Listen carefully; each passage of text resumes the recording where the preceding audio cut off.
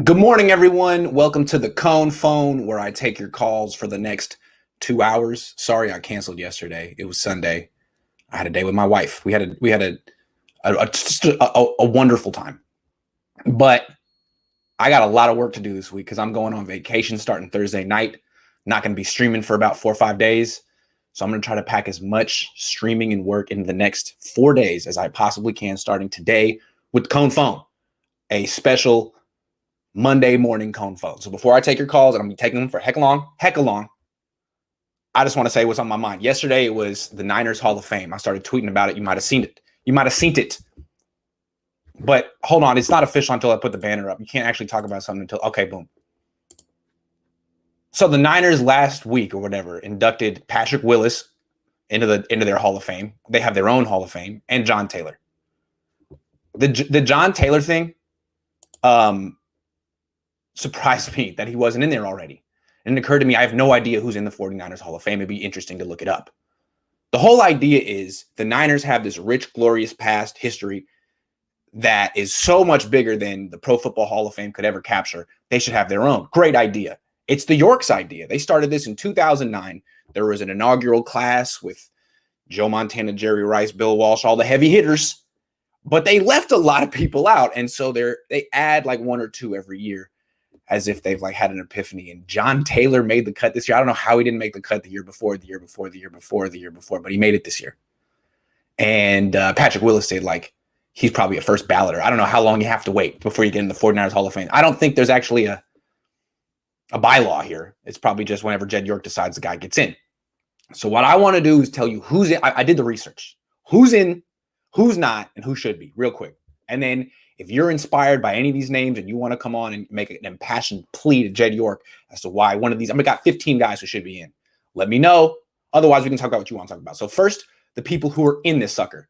Eddie DeBartolo, Joe Perry, the running back, defensive tackle Leo Nomalini, quarterback Y.A. Tittle, running back Hugh McElhenney, offensive tackle Bob St. Clair, fullback John Henry Johnson, quarterback John Brody, defensive tackle Charlie Kruger, cornerback Jimmy Johnson, linebacker Dave Wilcox, wide receiver Dwight Clark, quarterback Joe Montana, head coach Bill Walsh, defensive end Fred Dean, quarterback / safety Ronnie Lott, quarterback Steve Young, wide receiver Jerry Rice, founders Vic and Tony Morabito, running back Roger Craig, wide receiver R.C. Owens, wide receiver / kicker Gordy Salto. I don't know if I pronounced that correctly. Saltau. I'm sorry. Vice president, general manager John McVay, head coach George Seifert, defensive end Charles Haley, fullback Tom Rathman, wide receiver Terrell Owens, defensive tackle Bryant Young, wide receiver John Taylor, and linebacker Patrick Willis. Great list. About 31 people on that list.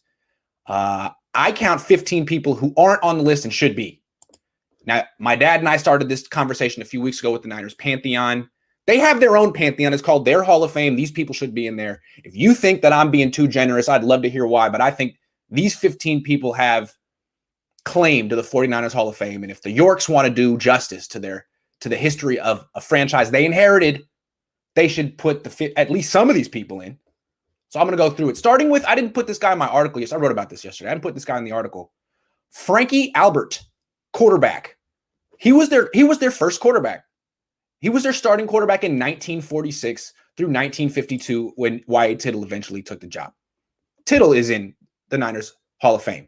Frankie Albert is not. Frankie Albert went to Stanford, 5'10" lefty, invented the bootleg, and he was their quarterback in their inaugural season. The Niners are honoring 75 years of being a franchise. Well, what better way to honor 75 years than putting some of that honor on your first quarterback?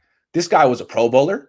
He once led the league in completion percentage. He twice led the league in touchdown passes, 3 times led the league in touchdown percentage, once led the league in yards per attempt. I mean, he was their quarterback before they were even in the NFL and then when they were in the NFL too.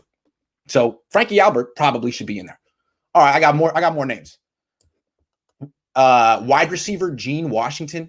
He played for the team for 8 years, started 124 games, averaged 17.8 yards per catch, caught 59 touchdown passes for the 49ers, third most in franchise history, behind only Owens and Rice, and was an All-Pro 3 times, same number as Owens. I don't see how Gene Washington isn't in there. Offensive tackle Keith Fondhorst played for the Niners from 74 to 87, started 160 games, was an All-Pro in 84, won 2 Super Bowls. Are you kidding? Randy Cross, the guard, played for the Niners from 76 to 88, started 180 games, went to 3 Pro Bowls, won 3 Super Bowls. Are you kidding? Center Jesse Sapolu played for the Niners from 83 to 97, started 154 games, went to 2 Pro Bowls, won 4 Super Bowls.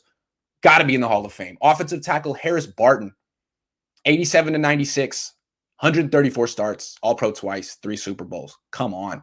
Tight end Brent Jones, 87 to 97, 127 starts, 4 consecutive Pro Bowls, 3 Super Bowl rings. One of the greatest Niners of all time. How is Brent Jones not in there yet? How is that possible? He's one of the best. Hold on. I'm going to get that super chat in a second. No StreamYard link. Oh, hold on. I'm not done. Hold on. I'm not done.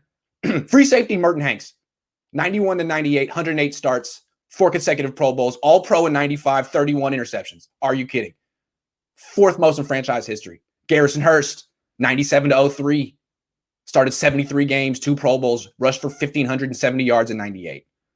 Jeff Garcia, 99 to 03, 71 starts, 3 straight Pro Bowls, 31 touchdown passes in 2000, 32 touchdown passes in 2001. Last Niners quarterback to do that. Last Niners quarterback to throw for 4,000 yards. Underrated. So those are the guys who should be in right now and are snubs. The following guys probably will be in soon, although how is Justin Smith not in there? He's been retired since 2014. He played for the Niners from 08 to 14, started 110 games, went to 5 straight Pro Bowls, was an All-Pro in 2011, probably should have won Defensive Player of the Year that year. 43.5 sacks for the Niners, one of their best run defenders ever. I mean, come on. Justin Smith. What are they waiting for there? Navarro Bowman, 2010 to 2017, 74 starts. All-Pro 4 times, more than Joe Montana and Steve Young. Both were All-Pros 3 times. I'm assuming Bowman will get in eventually. Tight end Vernon Davis. I don't know if he'll get in eventually, but he should. Played for the Niners from 06 to 15, started 136 games, went to 2 Pro Bowls, caught 55 touchdown passes, 4th most in franchise history. That's a lot of touchdown passes. And then Frank Gore. I would guarantee he's going to be in eventually. 134 starts, 5 Pro Bowls, rushed for 1,173 yards, most in franchise history by about 4,000 yards. So those are the 15. Oh, but I'm not done. Oh, wait. How about some non-players real quick? Bob Mckittrick. Kids may not know who Bob Mckittrick was. He was the Niners offensive line coach from 1979 to 1999. The entire dynasty, he was the constant. The best position coach in franchise history by far, should be in the Niners Hall of Fame. How about Joe Starkey, play-by-play announcer from 89 to 08, the most iconic play-by-play announcer in 49ers history by far. And then how about Ira Miller, the greatest reporter who ever reported on the 49ers. That's my 15. If you got more, I'd love to hear them. Okay, now it's time to hear what you guys have to say today. Okay, it's the StreamYard link is in the chat, and it's in the description. Click on it, call in. We can talk about whatever you want. This was on my mind yesterday. It's like you have your own Hall of Fame, and you don't have Merton Hanks in it.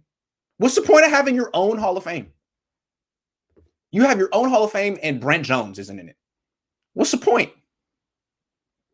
Come on. Come on. As Jimmy would say. Did I not post the right link? I think I posted the right link. No one wants to call in today? All right, we can shut it down. Someone's going to call in. I have a feeling someone's going to call in. Boom. Okay, here we go. OG 49ers, the first one. Wait till he puts his... He's like, all right, okay, all right. OG.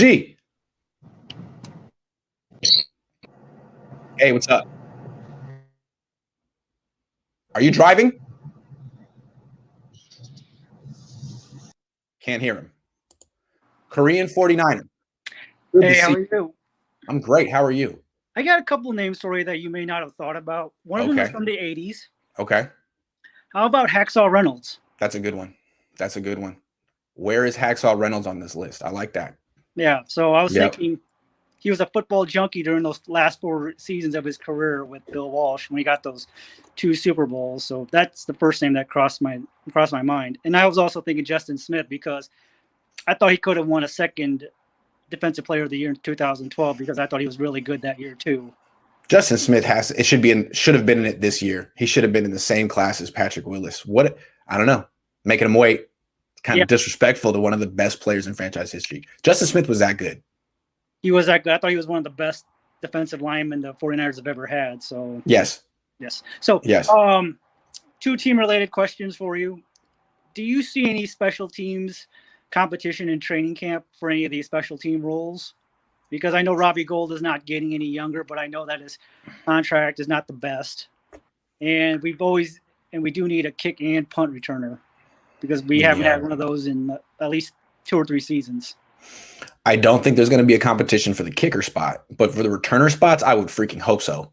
And I don't know if you can really do that competition in practice you haven't seen practice, but when they do special teams, it's never like live action, really. It's kind of like the offensive team going through the motions with no opposing team going against them and vice versa. So I would think that if they have a competition for that spot, it would play out in preseason. Now, am I confident that the Niners are actually going to open that spot up to a competition and let IU get some snaps at returner in preseason? No. They're very cautious with players when it comes to that. I have a feeling they have someone penciled in for that job. Although it can't be Richie James, right? Can we go through a process of elimination? It seems like they lost confidence in Richie James last year. And who was the punt returner when the season ended? River Craycraft? Yes. Okay. So it's not going to be Richie James. And it's not going to be River Craycraft because I think he was more of like the punt fair catcher than a returner. Sorry, River. Okay. So who could it be? Travis Benjamin. I got a wild card. Ambry Thomas. I just feel like Kyle Shanahan's not going to budge on this Brandon Ayuk thing, and it kind of annoys me. Like he'll use Brandon Ayuk as a returner. Maybe didn't he do it once or twice in a key moment late in the game last year?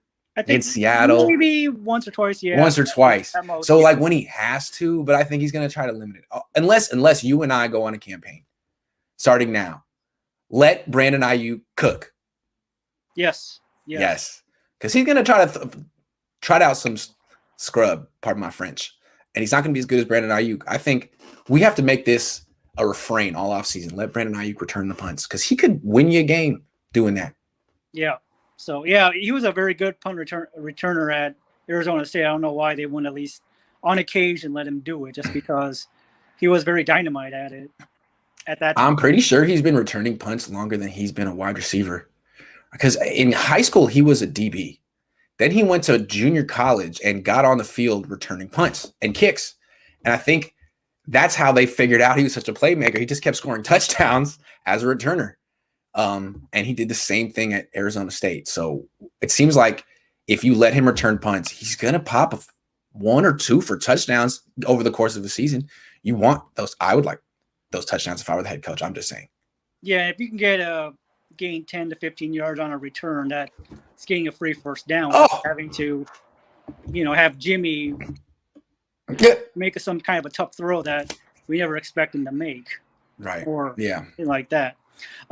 Frankly, also, I think 49ers practices are a whole lot more dangerous than returning punts in the NFL.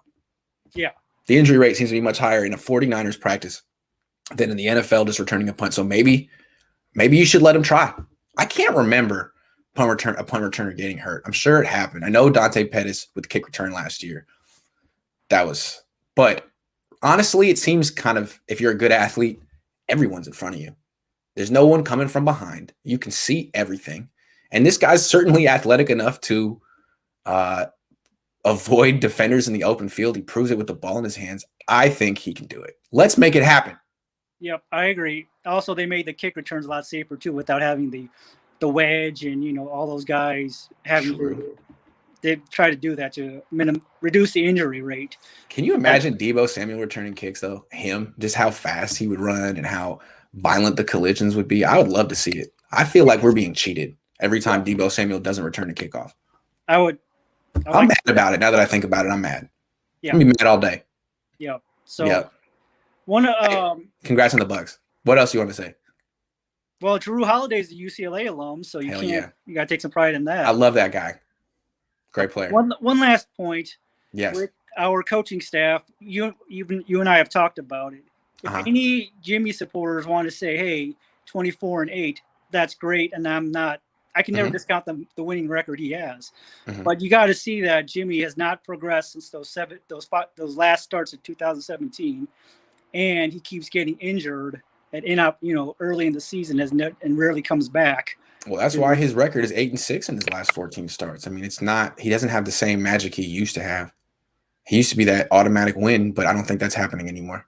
No, I don't believe for a lot of reasons. But you just said it. He hasn't improved. Yeah, to me, that's the most injuries aside. That's the thing that kind of gets me the most is they know what his limitations are, and he hasn't worked on at least trying to improve those and make them less weak. Or if he has worked on them, he hasn't succeeded. One way or the other, it's a results business. And I don't know. I think there's something. Here's what I really think is going on before we get to, because I got some people pulled over in cars I need to get to. Yep. But I think something happened last season. I mean, he really didn't have confidence, but he got hurt. He played well in that Jets game after he got hurt. Then he left. Then he came back a couple weeks later on a gimpy leg and played awful. Got hurt again. And something weird happened after that. Either he shut himself down or the team shut him down because it looked like he was good to go the last four weeks or whatever. He was practicing. They were taking pictures of him. He looked decent. And he never played, unlike Jimmy Ward, who came back from a concussion, or George Kittle, who came back from a broken foot, to playing meaningless games. It seemed like that was the early indication that either he was out or the team was out, or the relationship between him and Kyle Shanahan was over. It just seemed like that was a bad sign in retrospect. And honestly, the only reason he's on the team right now is because the replacement ended up not being Matthew Stafford or Deshaun Watson. It's a rookie, and they're just going to kind of slow play it and make sure he's ready. But I just don't. I think I think they already broke up. It almost feels like they already broke up. Yeah, it just feels like a marriage that's just headed for a big split eventually. If they didn't, it's like they're separated but in the same house, and one's upstairs and one's downstairs. Yep. So kind of, and like not really acknowledging the other person's presence. All right, man. Yep. All right. Good call. Thank you, Grant. You have a nice Good day. to see you. Always a pleasure, man. All right. Thank you. Real quick before I get you, I got a super chat. Guy says, Jeff Garcia, Brandon Lloyd. Sorry, I can't make it to the Cohn phone. Your boy started his new job, but Brandon is way better than T.O. in my opinion. They're similar, though. He had a similar personality, too. He's not better than Terrell Owens, dude. Terrell Owens was really good. The thing about Terrell Owens, he became this caricature of himself, but he was still really good. And before he was a number one receiver, when Jerry Rice was on the team to keep him in line, Terrell Owens was maybe the best number 2 wide receiver of all time. He was up there with John Taylor. Hey, OG 49er, how you doing? Thanks for pulling over. Can you hear me? Hey, how's it going, Grant? It's my first time on here, so bear with me. I've seen you waiting before. Great to have you on. Yeah, I'm out of Fresno, California. Nice. So my thing is, you talk about the 49er Hall of Fame. I think the 2 biggest snubs that I can think of right now is Jeff Fuller. Oh, wow. He was basically running like right-hand man. Okay. That's a good call. That's a great call. If you research him, I mean, the dude can hit. The dude hit so hard he had to retire because of a spinal injury. Wow. So, and another person that should be in the 49ers Hall of Fame, I don't know if he is or not. I have to double check. Keena Turner. Ooh, good one. That's also almost for like a lifetime achievement award. Before Fred Warner, before then the Bowmans, the Willis, cannot forget about Keena Turner. The boy can play. I mean, if you see him play from the old school, because I'm from the old school, I love the 49ers. I've been a Niner fan since '84. That's why they call you OG 49er. Oh, absolutely. I'm exactly diehard. That's what I'm saying. So Keena Turner those 2 are my picks. And of course, like you said, I think Keena Turner's in the Hall of Fame, and I might have missed it. I might have missed that. I'm seeing people in here saying Keena Turner is in the Hall of Fame. I think that's my bad. I think he is, because he's still in the organization. I think he still is. He better be. Let's put it that way. Freaking better. Yeah, he absolutely. And it's me, Grant. I've called you out on Twitter about it. Not trolling you, but giving a shout out to him, basically. Oh, Keena Turner should definitely be in. I think he is, actually. I think I missed it. I'm careless sometimes. Let's say Keena. I'll double check, and if he's not, I'll make sure that I give him some love. Thank you, man. But Jeff Fuller for sure. Research him. I will. That was running like right hand man. All right, man. Well, have a great day, shout out to you, Grant, for Fresno, California. Thanks, man. Have a great day. All right. Jeremy. What's up, Jeremy? How you doing? What up? What up, What's Brent, up? man? How you Hey, doing, man? Where you calling from? you know, I'm in South San Francisco right now. Okay. Yeah, I work out here, but Cool. I Nice. stay in the city right under the Golden Gate Bridge. Anyways, Wow. you know, you my dog. What I do? Love you, What I man. do? What I do? I love you, man. I love you, man. But I can't But just yes you all. No. okay. What are I you told knowing me Jack, on today? Look, I told Jack, I've been telling Jack, I haven't had the chance to catch you any of these weekends because I've been All on right. vacation this summer, but I'm back now. All right, I sweet. told Jack I'm getting sick and tired of y'all attacking Jimmy, and I ain't Ooh. talking Ward. It ain't right, man. You bullying my dog. All I'm saying, man, is I'm a faithful, a loyalist, Fair. right? Like Uh-huh. life after hardball was hard. That's true. And That's true. And I know it's a business. I'm in the business. I get it. But I haven't forgotten what Jimmy has brought, right? And everybody's like, because "Oh, it was Jimmy, Kyle." not Kyle. I'm just saying, man. It was Jimmy.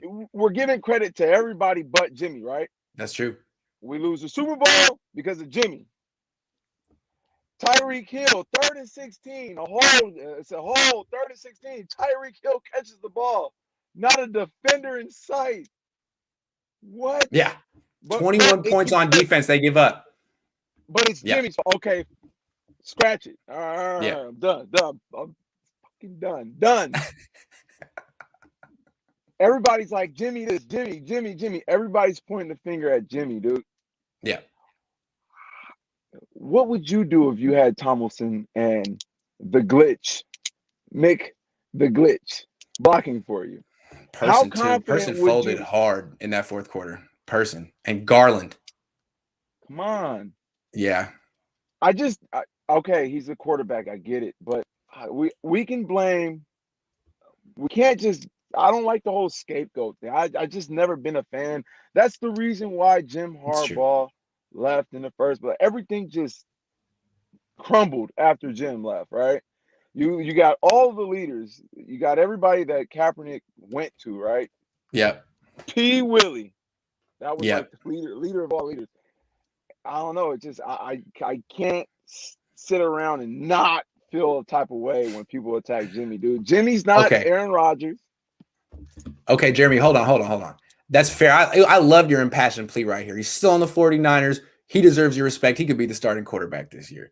But here's what I think, where I'm coming from and where Jackhammer's coming from. Like, forget my opinion of Jimmy Garoppolo. Forget that. Yeah. This is about Kyle's opinion of Jimmy Garoppolo. And it seems like the reality of the matter is lower than my opinion. It's like harsher than my opinion. It's been that way for a long time. So how do you feel that your head coach is clearly scapegoating your quarterback? How does that make you feel? I feel like he's the best offensive coordinator ever. But if you want to achieve, and I'm not saying he'll never achieve great head coach. What I'm saying is there comes a time as a leader you need to, okay, what are you trying to hold Jimmy accountable for, right? You need to progress. We want to see you do better. Okay, well, Kyle, I want to see you get a little more mature. That's not how you treat your quarterback. No. It's Harbaugh not, always dude. pumped up Alex Smith. Kyle just beats down his quarterbacks, and he's been doing it forever. Go back and look at some stories about him and Donovan McNabb from 10 years ago. Donovan McNabb took him aside, was like, dude, you can't talk to me like this. And Kyle's like, this is exactly how I talk to everyone. Get used to it. Yep. And it kind of stems like you're the great results of a great man, right? And Thank you. Took it further, right? Thank you. And I'm looking at Kyle like, come on, dog, you could like, come on, dog, like you're not proving much, dog. I don't know, you're making the whole nepotism thing like, you're not making a great case for your dad, man. That's not how you treat your quarterback, bro. That's true. It's not how you treat your quarterback. And it seems like all Jimmy needs is to go back to New England and go to a legendary coach who says, I believe in you, Jimmy. Forget what Kyle said. I think you're a hell of a quarterback. That could do a lot for him. That could do a lot for him. Hey, that's all I had. I got to. That was a hell of a call, man. I'm not arguing with you. Hell of a call. And I want Hey, there is a reality. He could leave, go to another team, keep winning, stop getting injured. I mean, it could happen. So I just really like Trey Lance, though. What are you saying? Sorry. $40 bottle. You gonna let me get in on that action? Hell no. Nah. $40 bottle? Nah. I can't be paying out to multiple people when I lose this bet. It's gonna be bad enough. It was good hollering, man. Yeah, man. Call in again. I'm watching all day. Appreciate you, man. Later. Take care. Yes, sir. That's why I like doing Cohn phones on other days, because you get new people. Although when the following person drops by, you just kind of have to stop everything and turn the floor over. What's good, my man? How you doing? Hey, you're just a little muted. But then there you go. Hold on. Turn me down.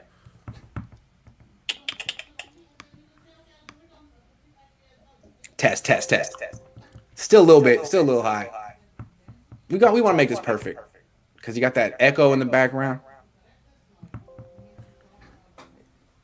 It's really nice. It's really nice being on the show. Hey, it's always great to see you on the show. How you doing, Shardal? I love you, man. I love you too, man. You're one of the everyone greatest, loves you. man. Everyone's been like, "Where's Shardal?" I got 22 questions today. Okay, turn me down a little bit more because there's still a little echo. We got to get you some headphones, man. Okay, that's good. Okay. I got 22 questions today. All right, lightning round. My first question is: should the 49ers trade Jimmy Garoppolo to the Patriots for Cam Newton? I'd rather take the pick, whatever pick the Patriots offer. I would take that. My second question is: who is a better 49ers wide receiver, Ayuk or Hurd? Oh, Ayuk. What do you think? I think Ayuk. Ayuk. Okay. Towns on Ayuk. Hey, how about this? After I give my answer, you give your answer, okay? Because I want to know what you think. Okay. The third question is: should the 49ers fire their strength and conditioning coach Dustin Perry? Yes. What do you think? I think they should. I think so. He's not getting results. Doing a great job. Doesn't seem like it. Yeah. Yeah. Which 5 49ers do you think will come back in 2021? Man, that's a tough one. Let's say Raheem Mostert, Jason Verrett, Fred Warner. Oh man, who else is a free agent? I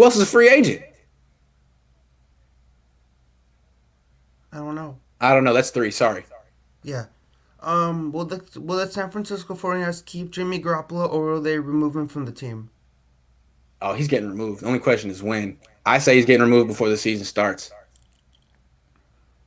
So my 7th question is: which current 49ers player leads the team in most rushing yards? This season? Yeah, this season. I'm sticking with Mostert. I'm sticking with the vet. Who is a better edge rusher, Aldon Smith or Nick Bosa? Oh, man, I got to give it to Aldon Smith. He had longer arms. He could finish plays. Nick Bosa gets a lot of pressure.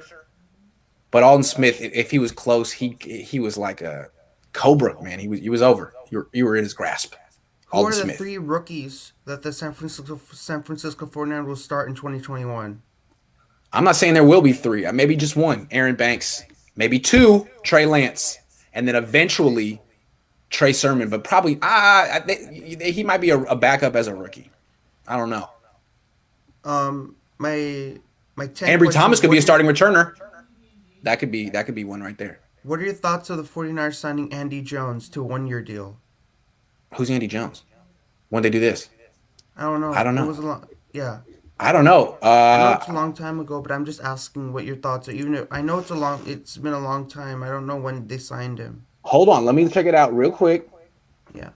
Andy Jones. Wow. They do have a guy named Andy Jones on their team. Andy Jones. Oh, he's the wide receiver. Oh, I remember this. So this is the Jones they signed when everyone wanted them to get Julio Jones. Yeah. And I thought they were trolling everyone where they're like, the Niners got a wide receiver named Jones. Andy Jones. So I don't think he's going to make the team. I think they were trolling the fan base. What are your thoughts of the San Francisco 49ers waiving linebacker Nathan Jerry? He was hurt. He must be really hurt. He was hurt. Yeah. Too bad. Sorry, Nathan. What are your thoughts of 49ers signing for N'Keal Harry? Or Nikhil, I think Harry? I think his name is Nikhil Harry. N'Keal Harry, that's what Yeah. like. They'd have to trade for him. He'd be available for like a 6th-round pick. I liked him coming out of college. I think he's a better player than Jalen Hurd, who's always hurt. I would actually do it. But I don't think they're going to do it until Jalen Hurd gets hurt again, if that happens. Who will be the breakout player for the San Francisco 49ers in 2021, and what are your thoughts? I'm going to make this real simple. Trey Lance, the quarterback.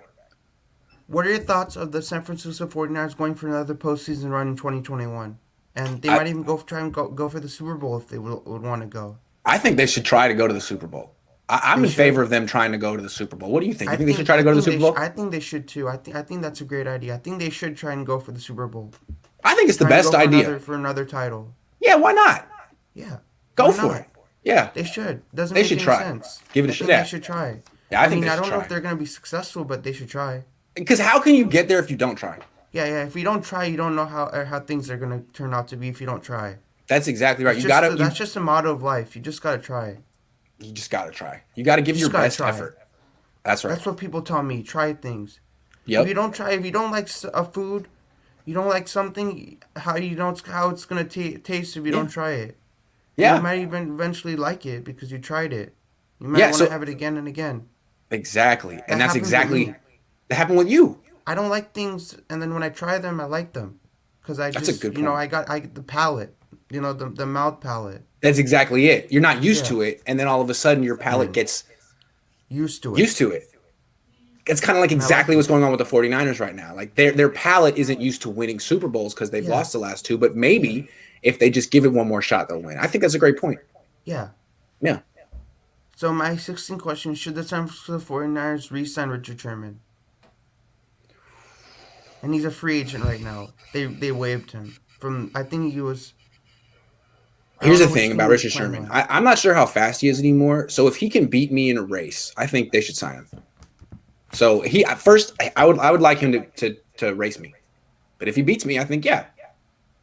What are your thoughts of the San Francisco 49ers bringing back offensive tackle Joe Staley? Oh, man. Joe Staley weighs about 240 pounds, it looks like right now. I think he's really enjoying retirement. I don't think he wants to play anymore. They could bring him back as a coach. I think they might bring him back as a coach, but I still think he's enjoying not working. My 18th question is, what is one of your favorite moments from San Francisco 49ers history? Oh, man. One of my favorite moments. Oh, man. I would have to say, man, that's a tough one. How about them winning the Super Bowl in 1994 when they won it and I was alive and I saw it? That was the only Super Bowl that I remember. 1994, Steve Young. That was a heck of a moment. For me, one of my favorite moments from Niner history would be the 1981 championship game when Dwight Clark got the touchdown pass from Young. And then he slammed it on the end zone, and like the Cowboys players were like, they were like walking off the field in disappointment. They were saying, they were pissed off. They were walking off the field. And you could see the disappointment in their faces when you saw that. That's an iconic thing to rewatch over and over and over again. The touchdown by Dwight Clark when he and they also in the Niner Museum. There's a 49er museum in Santa Clara, and they have a statue of when Dwight Clark was getting the thing and he was elevating in the air with the ball. That was iconic. It's the most iconic moment It's the most iconic moment in the history of the sport. Hoisting that ball in the air. Yeah. And slamming it down, like spiking it. Like he was like Rob Gronkowski. Yeah. Like that's what Dwight Clark was like. Like he was like Gronk. Like when he spiked the ball in the end zone. So tall. Huge. Yeah, he was like Gronk. Yeah, he was. He was iconic like an older moment. version of Gronk. Yeah, he's the original Gronk. Dwight Clark. Yeah. He's a tight end. Gronk is also a tight end. Well, Clark was a wide receiver, but he was like 6'5". Yeah, he was a wide receiver. Yeah. But I'm comparing when he spiked it to Gronk. The way that they spiked the ball was exactly the same. I'm just saying that when he spiked it, yes, Gronk always celebrates and he always spikes the ball when he scores a touchdown. That's a great observation, sir. That's exactly correct. He spikes the ball because he thinks that hypes him up when he spikes it. That's right. Like when I watched the touchdown in the Chiefs and the Bucks game, when he got the pass by Brady, he spiked it. Yeah. You like that? On the end zone, just to you like this? You like that spike? It hypes him up. Yeah. Did it hype you up? Hyped me up when I saw him spike it. Yeah. It hypes me up when you talk about. I played football and I also spiked it. I scored a touchdown. I see. That's your favorite celebration? Yeah, I like spiking the ball. Me too. I also got hyped up when I spiked the ball. Nice, man. Nice. Yeah, okay, let's finish up the questions. Okay, number 19. How many more years do you think kicker Robbie Gould will stay with the Niners? Hopefully 10. Hopefully until he comes on the show and does an interview with me. Because I like Robbie Gould. He's funny. What are your thoughts of football center Weston Richburg retiring from the National Football League? Sad. He got injured. He had a nice career, though. Made some good money. York set him up for life. So sorry to hear that. But he's going to go back wherever he went. Is the 49ers offensive line overrated or underrated?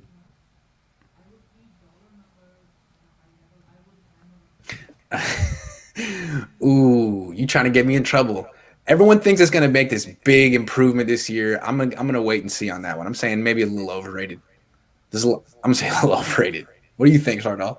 Am I being mean? I think I don't really know if it's I don't really know how it is, if it's Fair, like great good or call. if it's all right. I It don't could really be. know. It could be all right. Yeah. A little more research on that and look more insight into that. Yeah, that's a good idea. You should probably do your homework. Yeah, before I should get my do more of my research on I my feel that. Niners. Good my call. Niners stuff. Yeah. Yeah. Last question? Was that it? Yeah, last question. My 22nd question is, what will the projected 49ers record be in 2021? I say 12-5 if they start Trey Lance. Oh. How about that? I think Trey Lance can push them to 12 wins.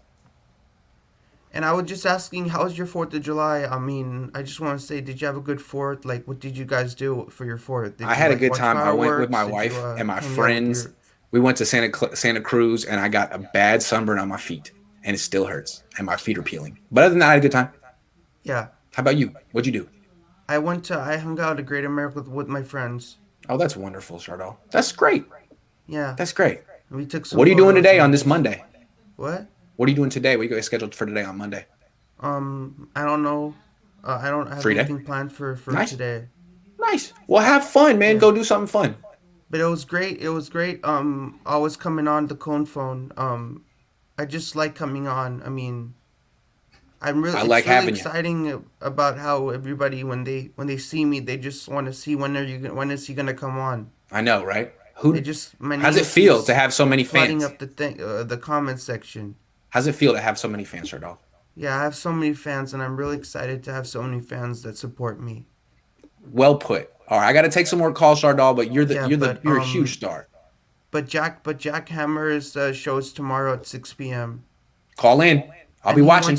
He wants me to call in. You should. You'll enjoy it. You'll have a good time. Because Barry Ball 18 was saying, "Are you gonna be free to call in tomorrow?" And I said, "I will be for sure." Like, how will I not be?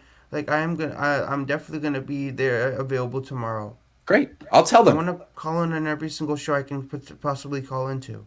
There you go. So yeah. Good. So I'll make support it a killer show tomorrow, and you should. I'll be watching. You should be watching because I wouldn't miss it. With me. I would not miss it, Sardal. It's gonna be a one-on-one show. There you go. With me and Jack Hammer. There you go. Enjoy. Have a great time. I got to take some more calls, Sardal. Okay. Yeah. Great call. Have a great day, Grant, and you too. Have a great rest of your day. You too. Good stuff. Bye. A+, Sardal. Rich, thanks so much for being patient. I appreciate you. How you doing? Dude, I'm following up Sardal. Dude, that's you got crazy. big shoes to fill. Absolutely. Yeah. Hey, why is Ricky Watters not being talked about? Yeah, that's a good question. He was only on the team for 3 years. That's the only reason. It's the only reason. But still, I mean, he was great, and he won a Super Bowl. One of the top players on the Super Bowl championship team. Yeah, I mean, to me, Garrison Hurst, the best running back that ever played for the 49ers, ever. Oh, wow. Ever. Yep. Like, skills-wise, because... For the people who missed him, for the people who are younger than us. I would say this. He's Frank Gore with a 6-speed, and Gore's a 5-speed. Yeah, he's bigger, more powerful. And he's faster. Yeah. He just faster. That run against the Jets back in the day, Frank Gore couldn't do that. And I'm sorry. He just couldn't. He couldn't. wasn't Garrison Hurst like the 3rd pick in the draft? Yeah. And then when he pedigree was a little cut, different. Yeah. When he got cut, and I can't even remember if it was the Bengals or the Cardinals who cut him. One of those. I can't remember. I live in Connecticut, so here I am. I'm from the Bay Area originally, and I'm sitting there and I'm just pacing my house, going, Niners, sign Garrison Hurst, sign Garrison Hurst, sign Garrison Hurst. And then that would have been a Super Bowl if he didn't blow that ankle up. Yeah, Mike Shanahan would have one less ring. Yeah. Totally. John Elway too. Good call. Yeah, good crazy. Yeah. Ricky Waters was great too. For kids that don't remember him, he was a lot like Roger Craig. He was a great receiver. Oh, he's fantastic. He was fantastic. Yeah. I mean, he was probably as complete as Craig. Absolutely. And Except if you think Craig about was bigger. Yeah, he was.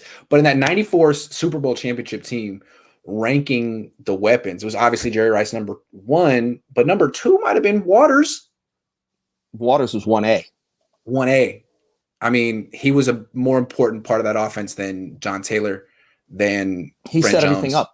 He set everything up. He was the table setter for everybody that happened in that offense. He's probably what Kyle would love to have in a running back. Sermon could be that.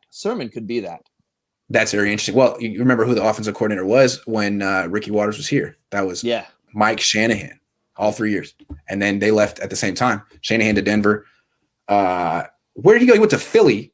Yep. Waters to play with John Gruden. Yep. That's right. Yeah.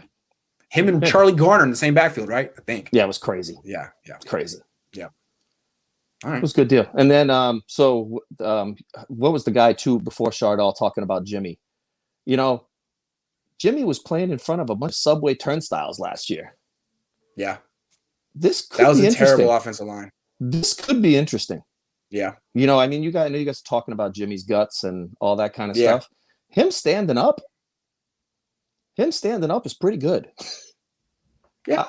I want to see Trey Lance before I'm ready to close the door on Jimmy, because I don't think they win 12 games with Lance right now. Too much to learn. And in a big spot, you don't know how that kid, he hasn't played enough football yet, to me. Okay. I worry about that. You're like, what's that kid going to do in a big spot? It's great when you're playing 1A and you can just run through linebackers. Not in the NFL. That's not going to happen. I just can't see it. I just can't see it. I want to, but I do not see it. And Jimmy's going to win. If Jimmy's standing, we're going to win. I just find it interesting how I think most of more than 50% of the Niners fan base feels the way you do, is very pro Jimmy and is very skeptical on Trey Lance. I find that fascinating because Lance is the future here. It's his team. He is. Totally agree. But you're just not. But I want to win right now. And I don't think we win right now with Trey yet. Okay. Not yet. I just watch it, But isn't it fair that part of the reason you're so hesitant is that you haven't seen him yet? Like if he were to look great in the preseason, would you change your opinion? Say, well, he looks ready. I don't know yet because it's preseason. I mean, Dak Prescott, remember, he kind of did that his rookie year.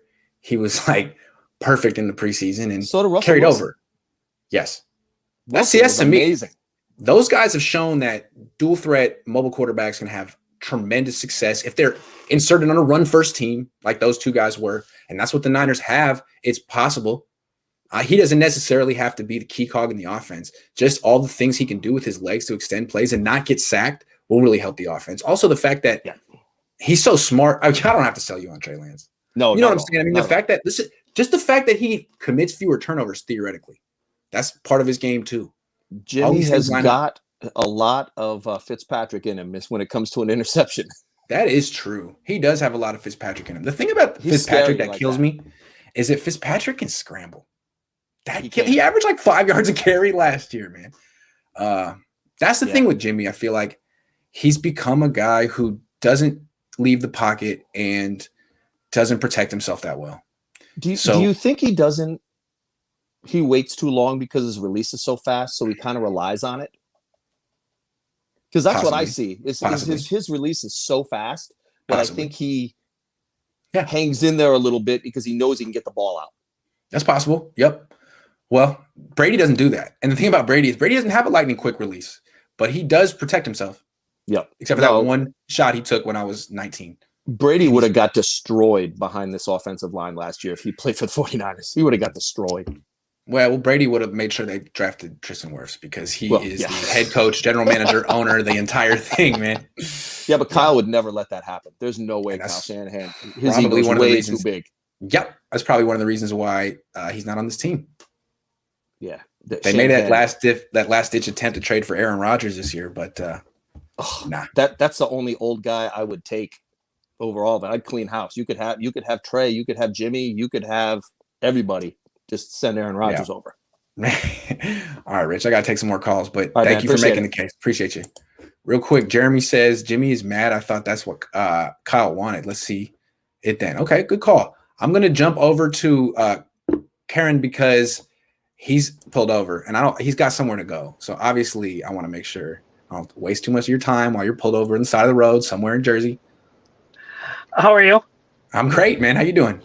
Good. So your topic sparked, to me, I still think, and he's in the Hall of Fame. He's in the 49ers Ring of Honor, but I still believe, because I was looking at the jerseys to buy those 75, year throwback jerseys, Steve Young is so grossly underrated as a all-time 49er great. He really is. I think as an all-time NFL great. That was my second point. He isn't even listed in a lot of times the top 20 quarterbacks. Certainly not top 10. No, never top 10. And he should be top Young 10 than John Elway. I'm sorry. You know what I mean? In my opinion, he was. I got hot takes. I'd rather have him than Drew Brees. Agreed. To me, if you had the perfect mold of a quarterback, it would be Steve Young. I mean, and he was the lefty, which threw everyone off as well. Yes. And I think there's a lefty bias that, left-handed quarterbacks, but he was great, scrambling, throwing, precision. And granted, he was a runner first, but, to me, he was the ultimate standard of progression, getting better every year, being taught. To me, he was a smart guy off the field. So to him, it came pretty naturally. And he was a winner, for the most part. He just needed to go to a good situation. Correct. That is also a good lesson in don't, your environment matters. As a football player, as a person, as an individual, he would have rotted in Tampa Bay. Yes, he would have been the Ryan Leaf of the 80s, early 90s. But he, went to San Francisco and was coached by Walsh and Mike Shanahan, and look what happened to his career. I mean, great players, great coaches tend to get the best out of people, right? That's true. There's a reason why everyone, is debating whether Scottie Pippen is an all-time great or not, because he played next to one of the greatest basketball players that ever lived, right? Had Scottie not played with him, his probably would have been elevated as much, basketball take, but yeah. Jeez, I wasn't ready for you to take a shot at Scottie Pippen right there. What if Michael Jordan had never played with Scottie? I don't remember Jordan winning a damn thing without Scottie Pippen. I like Scottie Pippen. I'm just saying that's a good example of people elevating their game to a new standard with someone very great. I like Scottie Pippen, but I like Scottie too. I'm not trying to take a shot at Scottie. I'd rather have Scottie than a lot of the other. I'd rather have Scottie than Kawhi. How's that? There's my hot take. I like that. I think Scottie was great, man. Yep. I think Scottie was good. I had one more thing. So have they changed any of the COVID rules when it comes to you and reporting and how close you can get, or is everything going to be the same as it was last year? Just out of curiosity. No, they have changed them, and I'm curious to know exactly. We are going to be able to go in the locker room after games. I don't know if we'll be able to go in the locker room midweek. Okay. Don't know. There will be there's no more Zoom conference stuff, so it's all going to be in person. So I'm back to commuting to Santa Clara. So that's all right. I kind of liked covering the team from my bedroom, but it's okay. But you know what? There won't be that annoying pause, right? That's true, and I can actually get a follow-up question. Oh my God. Correct. Yeah, that'll be cool. Okay. So yeah. Good. Other than that, I don't know. We'll see. All right, so you're like the rest of us, kind of feeling out the new norm in the dark. Yeah, absolutely. But we'll see. Fair enough. Yeah. All right, we'll go back to where you were going. Yep. All right, good to see you. Thanks for calling in. See you later. Yep. All right, later. Yep. I got to get Barry a baller because he leaves if I don't get him right. What's up, man? I know you're at work. What's up? What up, Grant? Chilling in the hidden office. I'll just be right back. Grant. What's up? Hey, Grant. I was in I was in Tahoe this past weekend, so I missed out on a lot of the content. So yesterday when I got home, I started catching up. This Jimmy Ward interview, holy cow! That might be this guy's naming names. I'm not even done with it yet. I'm about halfway through. This guy's calling out players. It's the best thing I've ever seen. I mean, the interview was just phenomenal. You don't see athletes be that candid very often. Yeah, and you could tell, like, it wasn't anything I did. I mean, I guess he felt comfortable with me, but he just is like that. And no one's really given him a platform to talk that freely before, ever. He just needed, like, the word go. And he went. It was great. That was such a great interview. I got to finish that up. I'm really enjoying it. Thanks. And I got to tell you, Grant, I was just out at Tahoe, right? Celebrity golf tournament. Yes. The 17th hole was known as this party hole, right? Well, me and my boys, shout out to KB, the Bachelor, right? we got the party boat, the pontoon out on the lake. The 17th hole was packed. The 18th hole is also lakeside, and we pulled up right to the beach. Okay, yeah. We're watching Steph Curry go by on the broadcast. Nice. You know, my uncle was watching. He says, "Dude, we can hear you guys chant MVP for Steph as he's putting on the 18th." Right? Yeah. We had the football. You know, Larry the cable guy threw us a pass. Right? We're throwing some balls to the spectators, right? The spectators on the cart path are loving it. They're playing. I threw more than one ball on the green at the 18th, only because they didn't catch it right through the hands. Now it's bouncing onto the green. Okay, anyway, Grant, let me get to the meat of the call.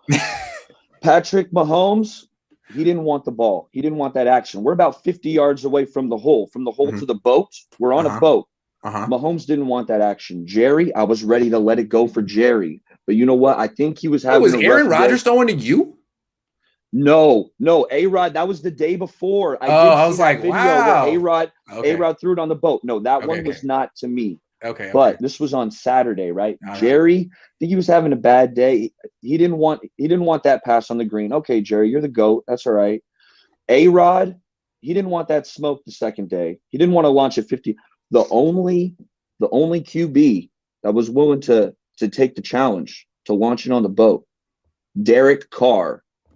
Derek Carr is the freaking man. Nice. Right? We got the ball to him. This dude had to have been at least 50 yards. And this ball was wet, Grant. We had just pulled it out of the lake. This dude threw a wet ball 50 yards and hit my boy on top of the boat on the money. It was so I bet you Derek Carr was like, why didn't that go viral? That's should. I'm trying. I just put it to my Twitter. In fact, follow my YouTube, Bay Area Baller 18. I'm going to get out a little recap. I'm going to put that video on there. It's going to be sick. It was Tahoe is so fun. Anyone, you're thinking about what to do. Celebrity golf up in Tahoe. It was tight. All right, man. Well, thanks for calling in. That was a good start. Hey, I'm catching up on your content. That Jimmy Ward interview was sick. Take it easy. Shout out to the Cohn heads. Catch y'all next time. You sound like you had a big weekend, man. Have a good day of recovery. Really did. Yeah, I could tell. I need it. Yeah. All right, man. Have a good one. Later. That was great. He was definitely dragging. Liverpool fan, what's up? You're muted. Just press the little microphone button on the screen. There you go. Right? How you doing, man? Doing very well. First time caller. Thanks for calling in. Glad to be here. Yeah. So what's on your mind today? Yeah. So Gavin actually inspired me to go on because I'm obviously British from London. Okay. So nice. I've been listening to you guys for ages, and I just saw Gavin wearing a Liverpool shirt as well. Okay. So it kind of came to that's what I kind of want to discuss with you today is like the fact that I think I want to inspire people to be Liverpool fans if they're 49er fans, because there's so many similarities between the two teams. It's just crazy. And it just makes me laugh just how many similarities there are. So I kind of want to make the case for it pretty much. Sure. That's basically what I'm thinking. Tell me.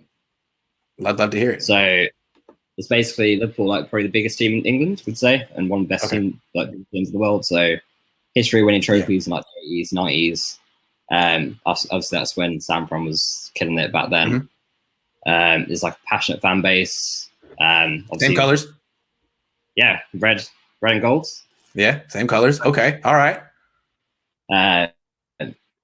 Passionate fan base. We have a song called "You'll Never Walk Alone," and it's there we go. Passionate fan base, obviously the faithful, and it's pretty much the same thing, which is pretty cool. We have like a super high level manager. He's like known for his offensive scheme, like he's best in the world at what he does. Oh wow. We know him. It's great. It's been a long time coming. And what he said was we basically had a team that was like 5 years ago or so. The manager came in and took over, and we had a terrible squad, absolutely awful, worst it's probably ever been in our history. And he said, give me 5 years and I'll deliver a title. And we haven't obviously won a title in 30 years. And he did it, which is pretty insane. Oh wow. Obviously something's not there yet, but Carl got us to the Super Bowl, so we was like one play away, wasn't we? So we're gonna get there, I think. So that's the main difference between the Niners and Liverpool, is what you're telling me. Definitely, pretty sure. Okay. Definitely. All right. It was hilarious. The 2020 season, defenders got just injured. Injury. It was so injury prone. It was just ridiculous, and that just ruined our season. We was just won the league, expecting to go for it again, and then our best player just got injured, and then our next player got injured, and the next player got injured, and then we just had a mentality though, where our next player would just step up, and we had these 17-year-old kids playing for us, and we're one of the biggest teams in the world, and they got us to European football again, which is pretty insane. It's just a crazy what the team is. We actually have American owners, which is quite cool. They're the owners of the Boston Red Sox, Fenway Sports Group. Oh, that's pretty much it. Yeah, that was pretty much my spiel. But that's cool. I know nothing about the English Premier League, so thank you for educating me. Yeah, no worries. Who was the best player on Liverpool 15 years ago? I feel like when I was in college, my roommates used to watch highlights of this one dude on Liverpool. He was a defender who would score from far out. What was his name? Steven Gerrard? Yes. Steven Gerrard? Gerrard! Yeah, I just remember they would watch the highlights, and it was just the guy yelling Gerrard over and over and over again. I was like, man, this guy, Gerrard! He scored so many goals, long range streamers. It was amazing. He got us to our fifth title in European, a European title, and he just did it pretty much by himself. He's like the Joe Montana of Liverpool. Yeah, for sure. He was the captain. He was born and bred in Liverpool.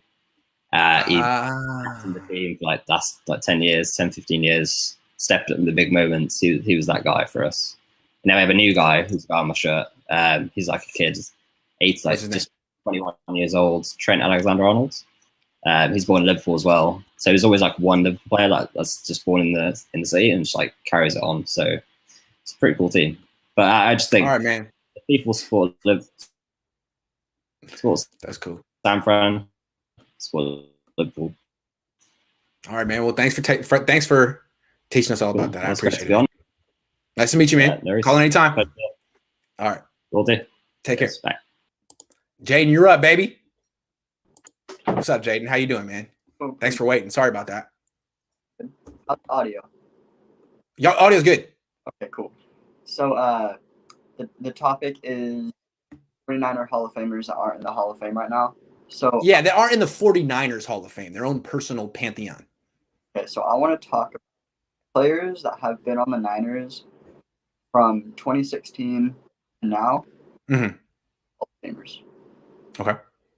So I'll start off with Frank Gore.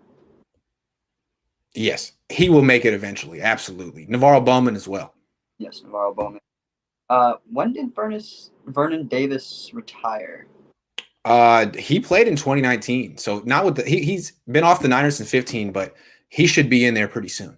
Oh yeah, Vernon Davis for sure. Yep. And then what? Joe Staley. Yeah, Joe Staley. That's what I was going to say. Joe Staley. Joe Staley. Over everyone. He is the most respectable 49er in my generation.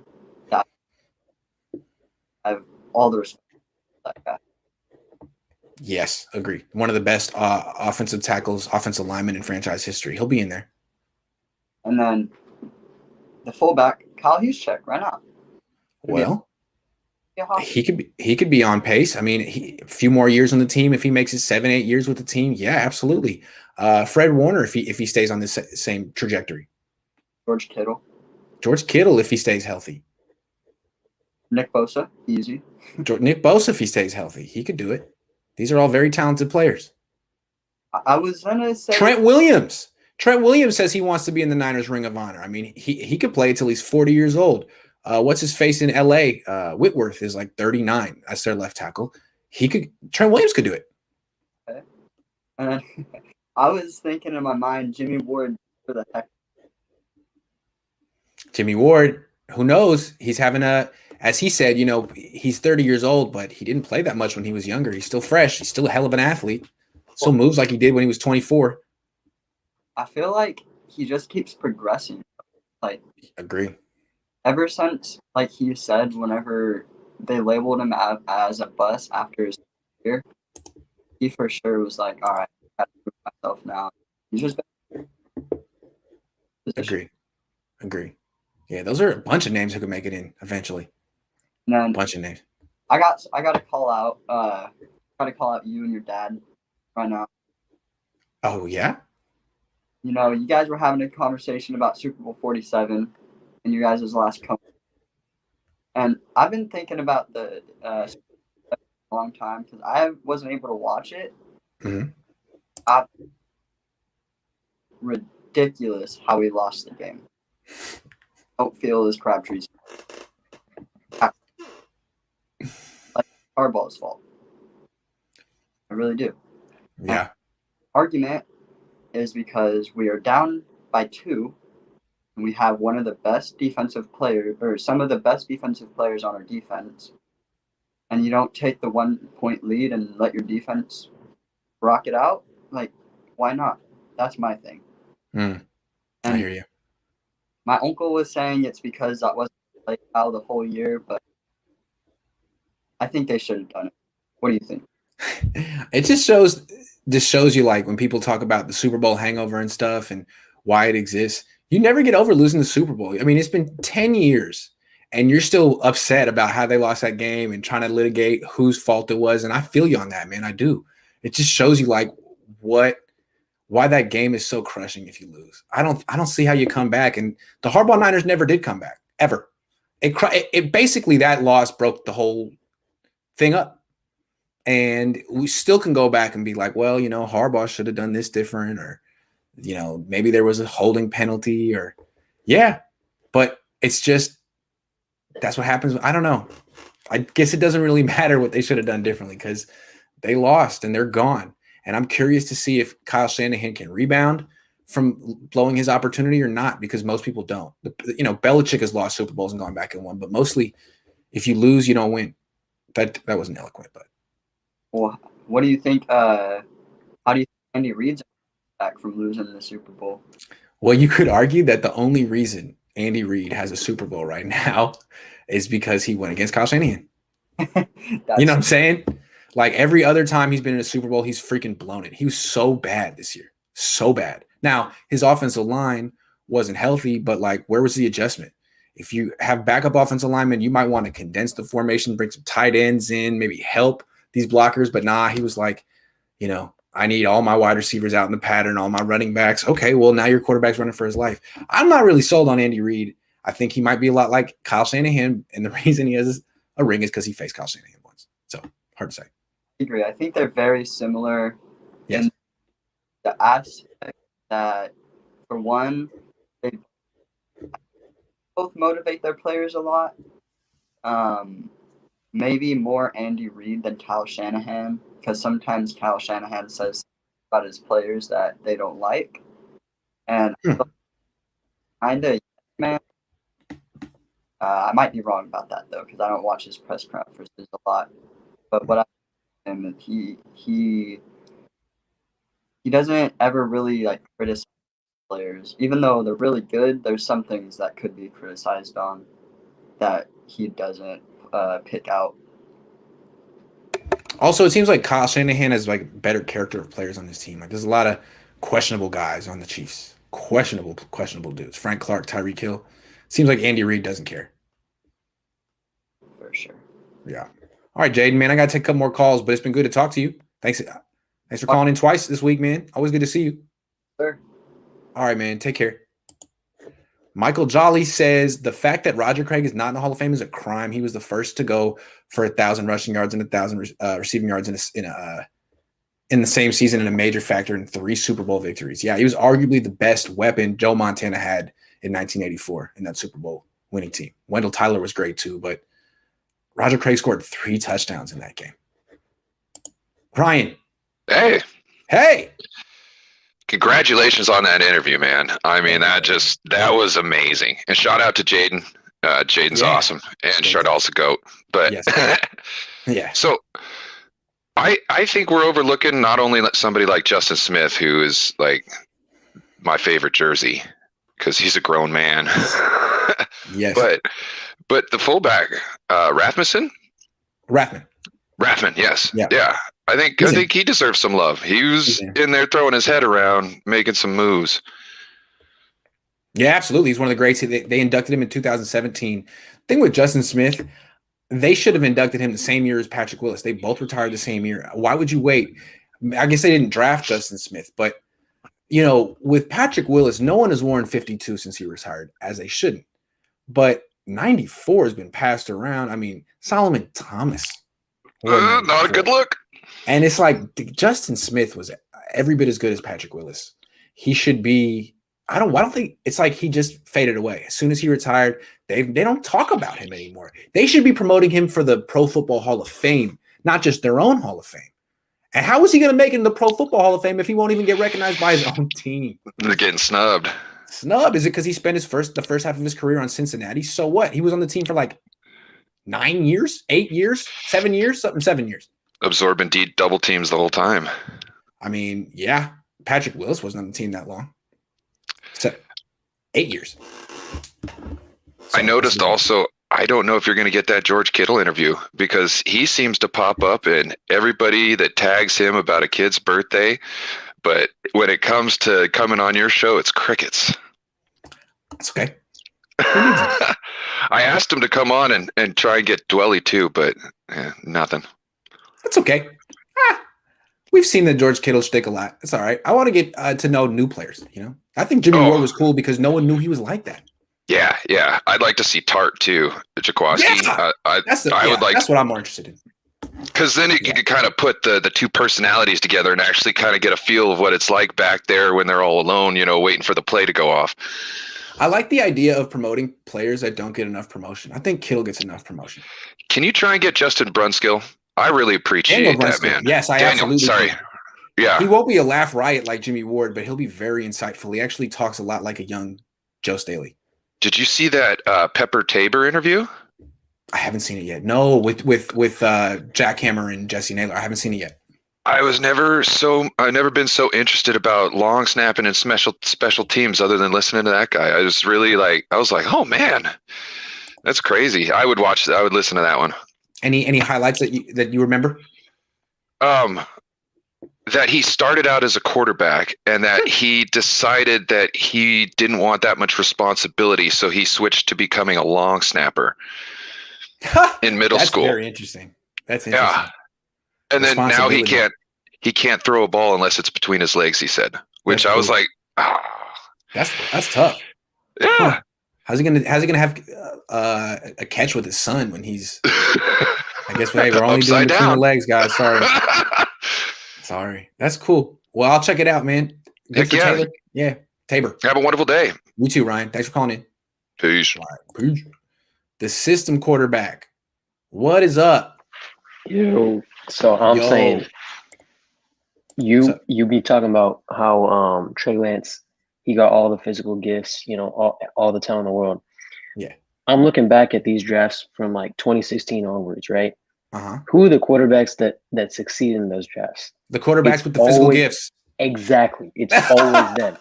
Go through it. Always. I mean, okay, 2019. Oh no, let's go 2020, right? We got Tua. He's got a weak ass arm. Let's be honest. Yep. My bad.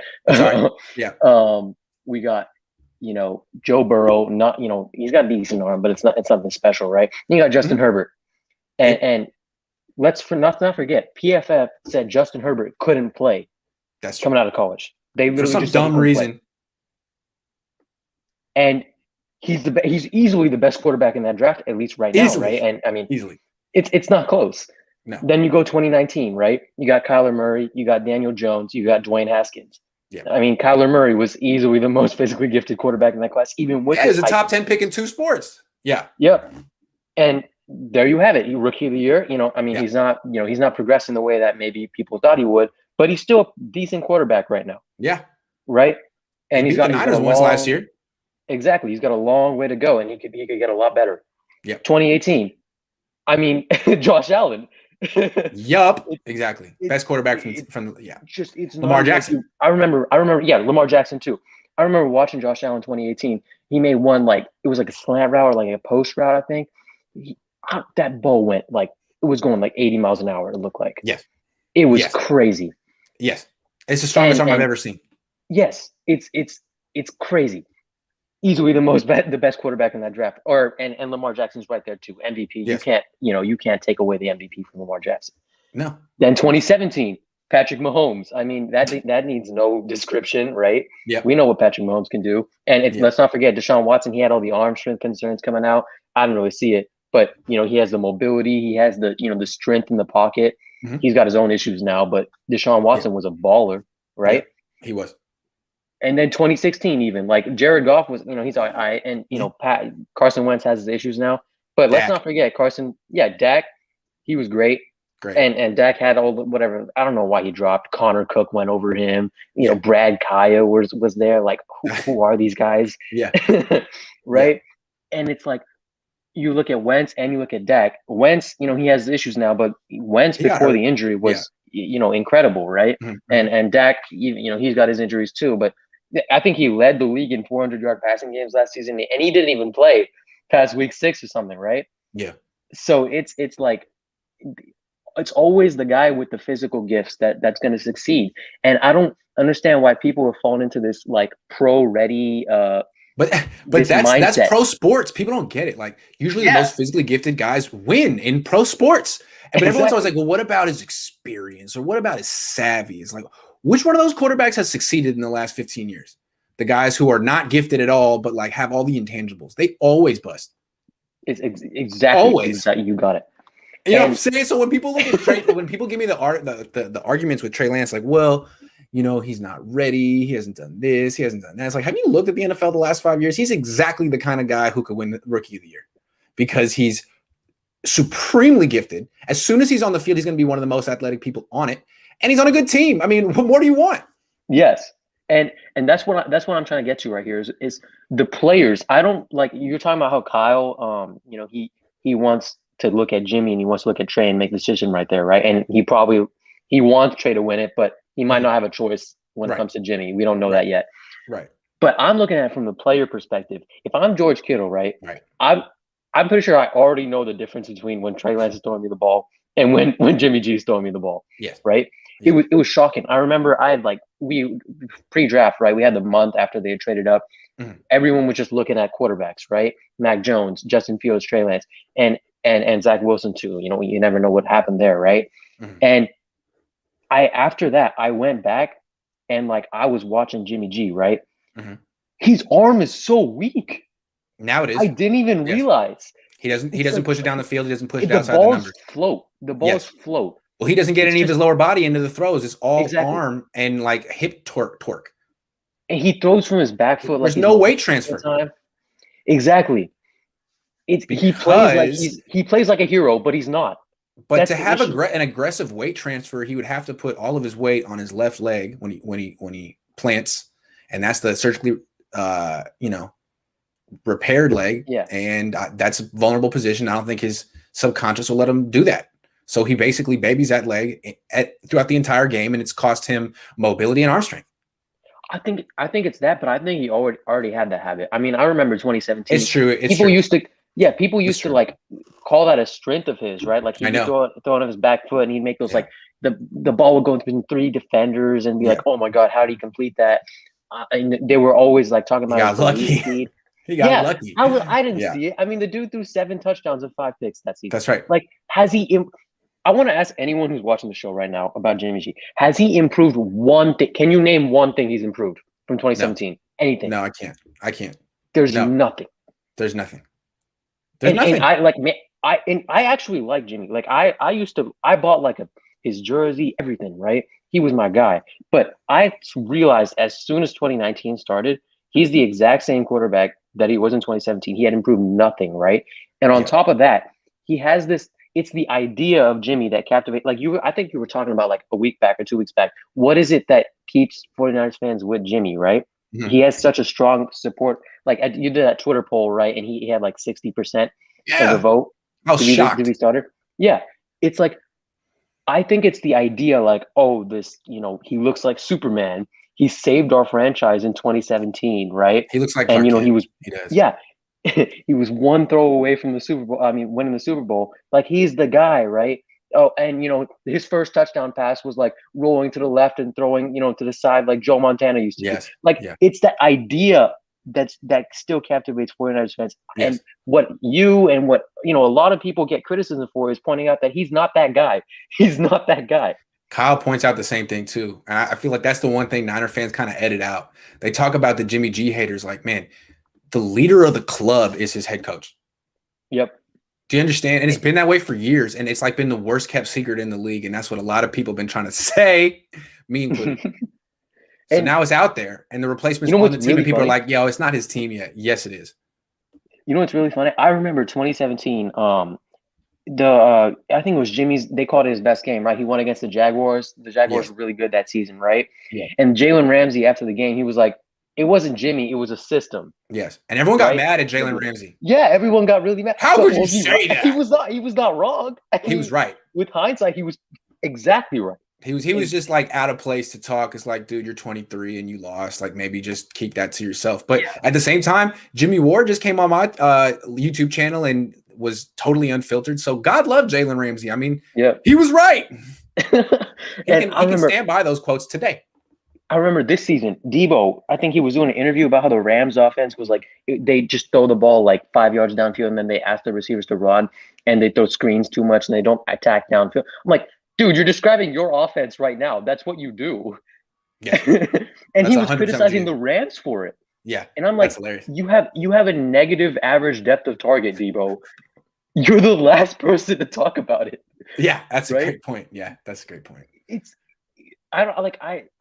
I don't think the players. I just feel like Niner fans when the players. I feel like the players have already seen it. That's why the tune has changed around Santa Clara. They've already seen it, but Niner fans haven't.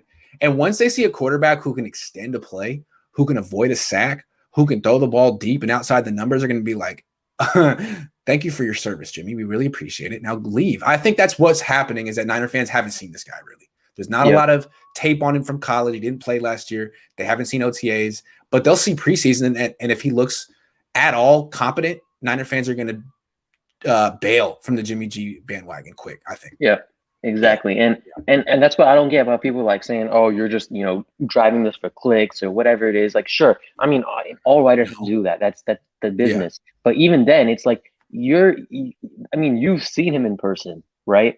Yes. Nobody. I mean, I don't think there are other writers calling into the show right now, right? They haven't seen him. No. Right? No. It's crazy to me that people they kind of discount how physical talent, I guess, can trump everything else. It's the most important thing, and everyone's like discounting it with Trey Lance. Like, yeah, he's got plutonium grade talent, but what about his experience? Like, okay, well, the plutonium grade talent will help him in that situation. It'll help him overcome his lack of experience. Period. Yep. I mean, Cam Newton had no experience when he stepped in the league, but you know what? He was just the best athlete on the field. And he was not as accurate as Trey Lance. Like, Trey Lance has accuracy issues, but let's not forget Cam Newton didn't come in with like pinpoint accuracy or anything. He improved. Exactly. And he was on a terrible team that picked 1 overall, and he was successful.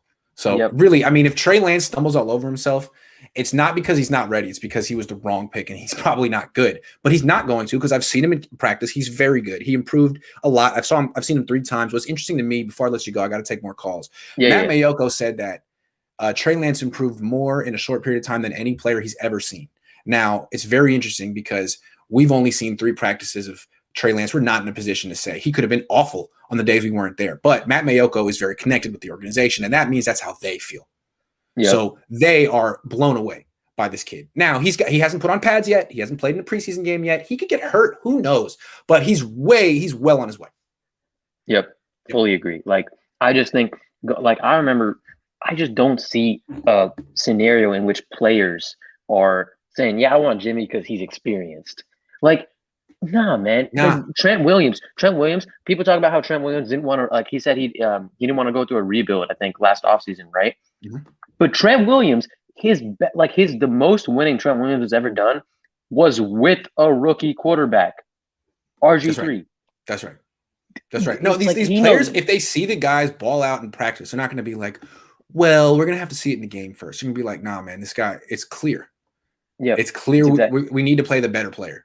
And the one thing I also hate is people like to point to before I gotta go. I know you gotta take other calls. Alex Smith and Patrick Mahomes, right? People like to point to that as a comparison point for Jimmy G and Lance. My thing is, okay, Smith, he was playing really well the year that Mahomes sat. Like, you go back and look at his stats, dude. You know, he led the league in passer rating, 113. Exactly. I remember. Yes. Yeah, exactly. Yes. He led the league, and he didn't throw picks. Nothing. He was throwing downfield. I remember he was throwing deep to Tyreek. He was not managing the game. He was balling. Yep, exactly. But he lost in the playoffs, and they needed to go further. I don't see Jimmy G doing that. I'm sorry, because you have to go through. At one point, you can't just expect things to happen. You got to look at history and see, okay, did he do it before? Jimmy G has improved absolutely nothing. Jimmy can't in move his entire career. He's got the heaviest feet in the league. Yes. Alex Smith could always move. Jimmy can't protect himself. Jimmy's a slow decision maker. Jimmy's an injury waiting to happen. And that's the most scary part. He gets injured. You're paying what, like 27 dead money. 26 million? It's dead money. It doesn't make sense. It does. I think what they're doing is they're waiting until, they know for sure. I don't think it's about like trade compensation, actually. I think it's simply about Kyle doesn't want to risk like Trey looking ready, but he's not really ready, right? In terms of going to the game. Mm-hmm. And then they get bitten by that. I think they just need to know for sure. And that's why they're waiting until camp, because camp's really when you can kind of start to shape that, I guess, like, belief that Trey is ready, right? OTAs, pads are off, but training camp, you got the pads on, people are, hitting, it's there. And that's what I think is most important. Like, he just needs to get the opportunity at this point. And the last thing, just before I go, how people think Trey Lance's number one criticism coming out of college was not, he had his accuracy concerns. He had his, he used to miss high. You always talk about how he misses high, right?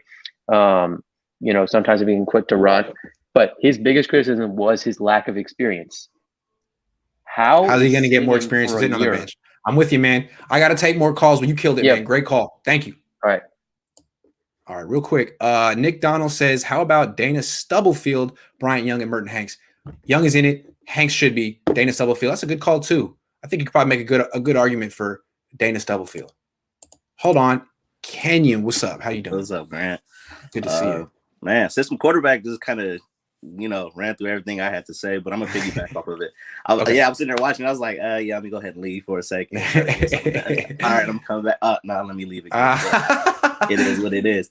Piggybacking off of it, the reason why a lot of I feel 49ers fans are so stuck on the way they see Kyle Shanahan and the way that they hold on to Jimmy is because of that 2014 to 2017, little debacle. It was four coaches in 4 years, and remember, Kyle started off 1-10. He was not the savior right away. Yeah. Jimmy was like Moses taking them out of Egypt, man. Yeah. Jimmy like split the Red Sea. He did some you know what I mean? He did some crazy stuff. Magic. It was magic. Yeah. Sorry, my dog just walked in. But so what I wanted to say, piggybacking off of the whole Trey Lance thing, is the big thing is experience. And me, I used to play football. I was running back and a linebacker. I didn't start really get into it until my sophomore year, junior year. What's up, baby? Say hi. Say hi. Hey. Nice to meet you. Go get Uncle. Okay? Go get Uncle. Sorry. I knew it was going to happen. Hold on.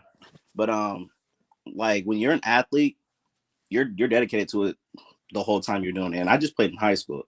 I was so dedicated to it. I played sports all year with all my football coaches at different sports.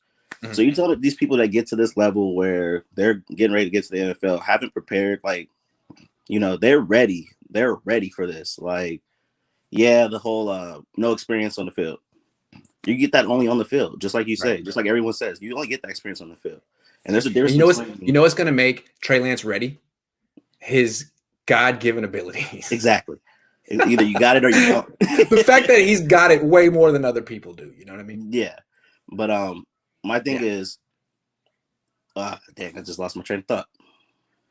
Okay, so game speed. Game speed and training and practice speed are two totally different things. And I've seen it and I've done it. Me in practice is a little like, but when the game comes, everything just snaps and it switches and you're ready to go. I think that's what we're going to get out of Trey Lance. It may take him a couple games because you got to get used to the NFL speed. Simple as that. Yes. But give him his time. I don't see how he can fail. If you're just saying off of he doesn't have the experience. Like you said, the raw talent alone will carry that, man. Yeah, I mean, that's what I think we saw with Colin Kaepernick. Like, as soon as he got on the field, he sat for a while, but he didn't have experience, and then he played as like, he's so gifted. That's what's gonna make him good right now, especially before the book's out on him and people know how to defend him. I think the same thing's gonna happen with Trey Lance, except he's even more gifted, which was why he was the third pick in the draft. Niner fans are so cautious with this guy, man. I think it's kind of funny, but you're right. He's gonna have to adjust the speed of the game. Luckily, he's got Detroit and Philly the first 2 weeks. That's a good way to adjust. Yeah. That's what you want. Yeah. But all right, man. My daughter back in here. I'm gonna let y'all go ahead and enjoy the rest of the show. Good to see you, man. Nice to meet her. All right, take care. What? What's up, Jose? What's up, Grant? Hey, long time no see. I know, huh? I've been real busy, man. I got a kid on the way and stuff, so I've just been super busy. Congratulations, man. Thank you. Yes. Thank you. So I just wanted to talk to you about your title, the whole who should be in the Hall of Fame and whatnot. Yeah. I definitely think it's a disservice to Roger Craig, who was the biggest or one of the biggest contributors to that Super Bowl run in the 80s. Especially since he was the first 1,000 running back in NFL history. I think at this point he can't even make it into a Hall of Fame, right? Because if I'm not mistaken, you only get a certain amount of chances to make it in until you're considered, I guess, like a senior vote or something. He might have to go on the senior vote. Yeah. So he's not going to make it. Yeah. And it's unfortunate that he never got that opportunity because if it wasn't for him, we wouldn't even be seeing guys like Marshall Faulk and CMC and like when it comes to breaking those milestones and getting those type of stats, versatile running backs and whatnot. And then another thing too is I'm surprised that Patrick Willis didn't get that opportunity these last 2 years for the Hall of Fame as well. Yeah, you'd think he'd be a first ballot guy. Exactly. Because he did when he was in the league, you literally talked to him in the same breath as Ray Lewis, who a lot of people consider to be the GOAT of linebackers. So I just don't understand why he hasn't been able to get in there. And people want to say he only played 7 years, but Calvin Johnson, a guy who played and retired the same amount of time as Patrick Willis did, and he didn't get his turn to get in. So I just don't understand that either, in my opinion. I don't get it. I think it's kind of that's the East Coast bias, if you will. Like people just aren't as familiar with Patrick Willis' career because he's way out here as opposed to Detroit. That's true, I think, and I do agree with that a little bit, But I just Like, honestly, he only played 8 years, but still, that's enough. I mean, Calvin Johnson, I think played. They played literally the same amount of time. The same amount of years. Yeah, they came in 2007 and then they both retired in 2014. So yeah, they both played the same amount of time. And at the same time, though, I did love. I am a huge Calvin Johnson fan because he just was a baller when he played, and he broke Jerry Rice's record and whatnot. But at the same time, when you were talking about linebackers, when Patrick Willis was in the league, even as a rookie, he made an immediate impact, and he was literally in the same breath as a guy like Ray Lewis. And even Luke Kuechly, when Luke Kuechly came in the league and whatnot, who's going to be a guy they're going to put in the Hall of Fame on probably his first ballot. That's true. So I just don't understand why that's, like you said, it's possibly just the East Coast thing. And, maybe since he played all the way out here in the West Coast, it's unfortunate. It is, but he should be in next year. I'm surprised that John Lynch was in before him. Yeah. Oh, yeah. I'll be so upset if he doesn't get in, man, because he definitely deserves it. He made multiple All-Pros, made the Pro Bowl every year of his career except that last year because he dealt with injuries in the second half of the season. But the dude was a monster, man. And do you know anything about if Navarro Bowman's going to get in the Ring of Honor or anything like that. I know he only. I'm saying he should be. Yeah, I don't know. He should be. I'm trying to campaign for it. So I mean, maybe in a few years, because he played through 17, maybe 3 years from now. I don't know. Are there rules for the Niners Hall of Fame? Is there like a certain amount of time? I have no clue, honestly. I only know about the Pro Football Hall of Fame out in Canton. I don't know how it works with the individual teams. Yeah, I think it works however they want. Because I've seen where the team itself can put the player the next year after he retired in their Ring of Honor. So I don't know. Maybe it just depends on the team itself. Yeah, I think so. I don't know. I guess it depends on Jed. We'll just have to write him a letter. Yeah, exactly. All right, Jose. Good to see you, man. Good luck with your kid. Thank you, man. You have a good day. Man. See you soon. Matthew. You there? Hey, Brent. What's up, man? Hey, how you doing, Matt? What's going on? Good. Good to talk to you. Love the content too. Thanks, man. Love the Jimmy Ward interview. Oh, thanks. Thank you. Good. I was going to talk a little bit about Trey Lance too. So okay. I was going to maybe take a little bit of the opposite stance of that caller like 2 calls ago and maybe talk about like what I would like to see a little bit. Okay. So, I mean, I get the experience thing, and I think at a national level, so like, you know, if you were a diehard 49er fan, the Cohn heads, if you will, we talk so much about how, you know, the experience thing should not matter. We need to get him in the game to get him experience. But like, I mean, if you compare him, like when I talk to my friends who are not 49er fans and you compare him to somebody like Mahomes, do you know Mahomes in college had over 1,300 passing attempts? Yes, I do. And Trey Lance was near around 300. So that's true. The concern thing, I mean, I do have a little bit of concern over just like his experience level a little bit. And like, I mean, I have never broken down full game tapes, but I have seen some of your film reviews of him and just like watching highlights on YouTube, and the amount of like design or run plays they had him doing, which also ended up playing into the factor that he didn't pass the ball so much. I think it's something to think about as well. I mean, do you feel like when you watch this film that like it was just a ton of design run, and maybe that could hinder him a little bit out the gate with the passing? I think the way that they used him in college in terms of as a runner was quite similar to the way that Auburn used Cam Newton that year that Cam Newton won the national championship, won the Heisman, was the #1 pick. Cam Newton had 1 year starting experience in college. He did play at JUCO for 1 year, but only 2 years total. His passing attempts in college were like 300. His rushing attempts in college were like 300. And he was an instant success in the NFL despite his scattershot accuracy. So I think what we're going to see from Trey Lance is, you know, a smarter quarterback who's just as athletic as Cam Newton. That's what I think is exciting about him. I mean, he didn't play in a rinky-dink college-style Auburn offense. He did all that stuff, but he also has a mastery of the under center part of the game. He's supposed to be extremely smart, and he supposedly likes studying football, which I'm not sure Colin Kaepernick ever did. So I hear what you're saying, but I do feel like we've seen examples of inexperienced, uber-talented quarterbacks like Cam and Kyler Murray come into the league and have success, and neither of those guys went to a team that was anything like what Trey Lance is going into. I mean, Kyler Murray went to a team that had the first pick and was terrible. Cam Newton went to a team that had the first pick and was terrible. Trey Lance is going to a team that was in the Super Bowl 2 years ago and has a bunch of vets who are good.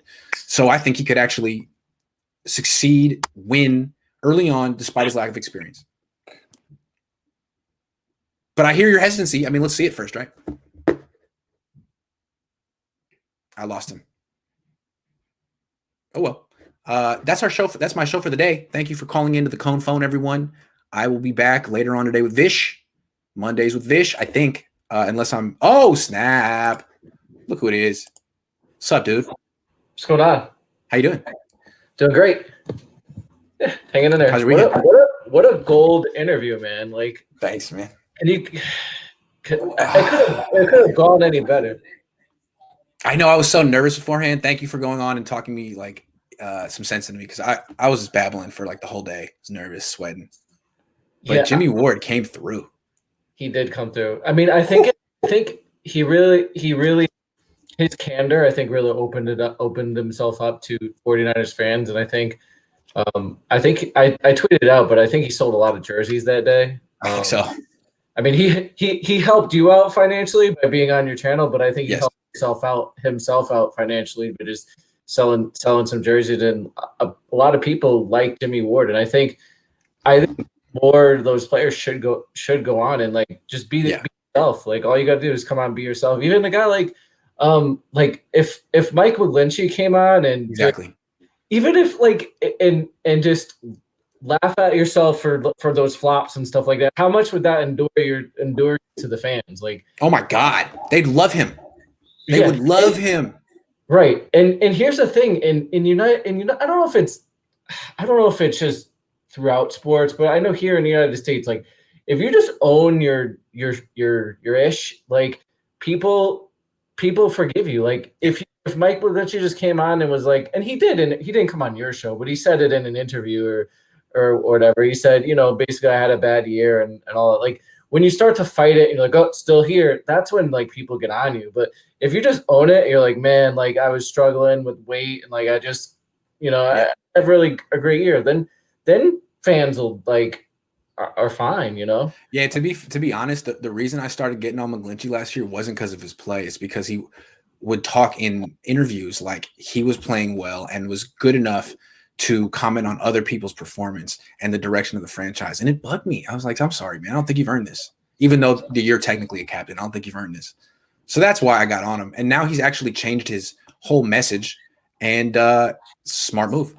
Yeah, even a guy like Armstead, like if he came on and be like, and just did an interview and just was like, yeah, I didn't have a great year statistically, but I'm working and all, and just kind of just owned it. I personally am not as low on some of you guys with Armstead as you guys, but he kind of falls in that Jimmy Ward category of first round pick who doesn't have a lot of the counting stats in his box score, is a little bit more of a role player, and people use his draft status and money against him.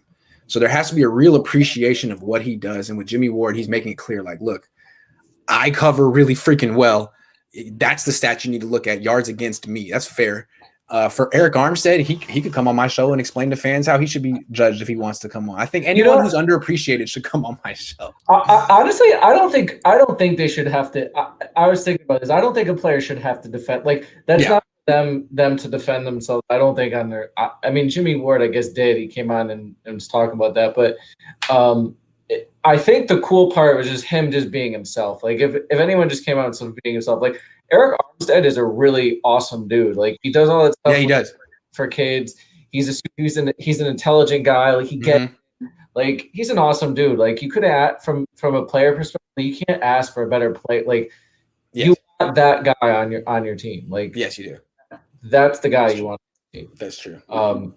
And I think he'd be Armstead or McGlinchey. You should come on this show. It would be a good move for you, and it would also help me. Raymond Martinez Jr. says, should Kyle's candidness allow the players from the team to feel free to be as open and candid? Hope it starts something new. Yeah, I hope so. Because usually, like when Harbaugh was the coach, it was very clear, like, I'm not talking, you don't talk. And it seemed like with Belichick and a lot of these coaches, like that's the attitude in the league is we don't talk, and it sucks. It's not good for the league. I like that some of these players have the license to talk like this. That's interesting because it's something that Jimmy Ward actually a little bit touched on, and you have with Ward. It's like he said, it's entertainment and it's a business. So like you're selling a product. It's not only the football, but it's yourself. Like you're selling your career. You're selling yourself. Right? So who's the best DB at doing this the last 10 years? Richard Sherman. And Jimmy Ward saw it straight up. He's like, I'm a better player than Richard Sherman at this point. He's a little older. I'm better than him. I know it. He knows it. No one else in the world knows it because Richard Sherman does such a good job of promoting himself, and Jimmy Ward really was late to the party. But now people get it. Let me ask you a question. Who is the best DB all time of doing it, and who maybe is the best player of all time of promoting it? Yeah. Yeah. Yes. So you have to do it a little bit, and I think that Jimmy Ward's getting it. I think Jaquiski Tartt's getting it. If you're good, say it. Say it. There's nothing wrong with that. And you gotta be, especially as a DB, like you have to be out there and promote yourself. Like or have that level of confidence. If you don't, like, I don't want you as a corner. Like, woe is me guy. Yeah, that was kind of a Keller Witherspoon. I think it'll be interesting if Jimmy Ward, all of a sudden, his rankings like skyrocket this year. Everyone, like Pro Football Focus, like, you know what? After further review, he's a top 5 safety in the NFL. He's awesome. Yeah, Him, Budda Baker, Minkah Fitzpatrick, Jamal Adams. That's the list. But the interesting thing I think about the PFF stuff is, someone can correct me if I'm wrong, but I'm pretty sure about this, is they rank your coverage grade based on how you're covering when you're thrown at, not like not if you cover it out. Like, which is it should be if I'm covering the route and I never get targeted, like I did the job great. That's my job. Yeah, that's my job. Like, well, so I'm supposed to leave him open a little bit so he can. I mean, I can break. I'm supposed to bait him into throws. No. Yeah. No. And I think Ramsey gets targets just because I think Ramsey's covering, outside, covering the top guys and stuff like without safety help. Yeah, it's a little bit, and I think it's a little bit of his name. And not that it's not deserved. Like he's the best corner in football, bar none, and all of that. So yeah, Raymond, I'm with you. I don't think the tension should be that thick. Like it shouldn't be thick. Like, well, the difference between Armstead and Ward is that you could tell Ward likes talking to the press. Armstead has never liked to talk to the press. He's always been more the kind of guy like, it's just his attitude. And maybe he's right to not trust the press, but he doesn't. I don't think he's at the point where he would let his hair down like that, metaphorically speaking. Right, but people have to understand, this is your job. Your job is to credit. It's not a personal thing. Your job is to come out here and criticize people. And I mean, and another interesting that Jimmy Ward said is he called you an a-hole. It actually, I didn't like. I was raised by an asshole. But I didn't like you at first, and what endeared me to you is like I saw that you were an a-hole, and I have that in me too. So I'm like, like this dude's cool. Like that's fair. I'll take that from him. No, I am too, man. Like, yeah, I'll put it this way. I think what it is I play an asshole for a living is definitely my persona. But when you get to know me, I'm not an asshole. This is how I do my job. It's how I saw my dad do it. I think it's the way you got to do it. And it's the way that I can make money. But basically, I'm not an asshole. Basically, I'm not. I'm just good at playing with. I think it's the quick-witted corpse. I feel like you're probably still that way in IRL. Like I can be, but I just say it with a smile to try not to offend people. You smile hard enough, people go with it. I don't know. But cop that Jimmy jersey though. Oh man, is that the worst purchase you could make in 2021? The red Jimmy jersey right now. I love that the Niners are trying to sell it. It's like one of these like everything must go. Like I'm gonna hang it up next to my Marquise Lee jersey. Hell yeah. That's the combo. Yeah. All right. Well, thanks for sending out the Cohn phone the right way. Good to see you, man. Yeah. All right, guys. Everyone have a good start to the week. Hey, we got to reschedule because I'm gonna be in San Diego this Friday. So let's talk if you want. Pick a time, whatever. All right. I'll talk to you soon. Later. I'm going to San Diego this weekend. I'm not gonna be streaming. I'm gonna be relaxing, but until then, I'll be streaming like nonstop every day. So I'll see you in a couple hours with Vish. I got to call him and see what works best. So it'll either be 3 o'clock with Vish and a 1 o'clock Twitch, or 1 o'clock with Vish and with 3 o'clock Twitch. Man, that was hard to say. I'll see you guys later though. Thanks for watching.